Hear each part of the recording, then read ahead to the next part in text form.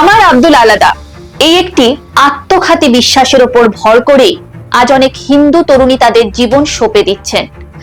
কিন্তু সেই ভালোবাসার আড়ালে যখন কোনো গভীর ষড়যন্ত্র লুকিয়ে থাকে তখন তার পরিণতি হয় ভয়াবহ। বর্তমানে কেরালা স্টোরি 2 নিয়ে চলছে দেশ জুড়ে তোলপাড়, যেখানে দেখানো হয়েছে কিভাবে তথাকথিত লাভ জিহাদ আর ধর্মান্তকরণের কারখানায় বলি হচ্ছে সাধারণ মেয়েরা। এমনই এক মর্মান্তিক বাস্তব চিত্র উঠে এসেছে উত্তরপ্রদেশের মুরাদাবাদ থেকে।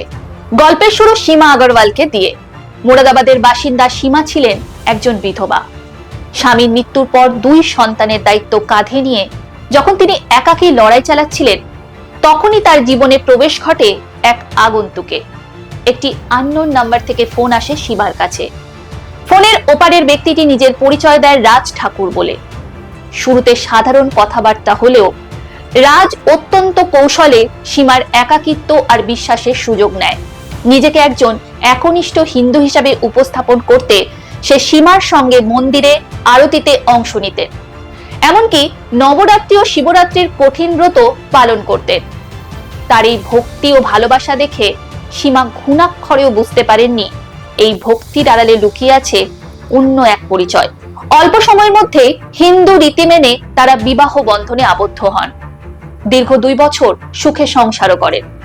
কিন্তু বিপর্যয় নেমে আসে তখন যখন রাজ সীমাকে নিয়ে তার নিজের গ্রামে যায়। সেখানে পৌঁছানোর পর সীমার সাজানো পৃথিবী এক নিমেষেই তছনছ হয়ে যায়। সীমা জানতে পারেন রাজ ঠাকুরের আসল নাম ইকরার পাশা। সে শুধু মুসলিমই নয়, আগে থেকেই বিবাহিত এবং তার 4 সন্তানও রয়েছে। মুখোশ খুলে যাওয়ার পর ইকরারের রূপ বদলে যায়। শুরু হয় সীমার ওপর অমানুষিক নির্যাতন।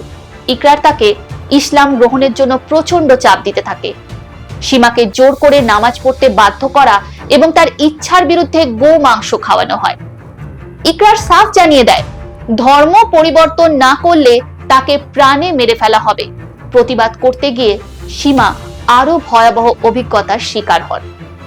ইকরার এবং তার প্রথম স্ত্রীর ভাইয়েরা মিলে সীমাকে লাঞ্ছিত ও গণধর্ষণ করে।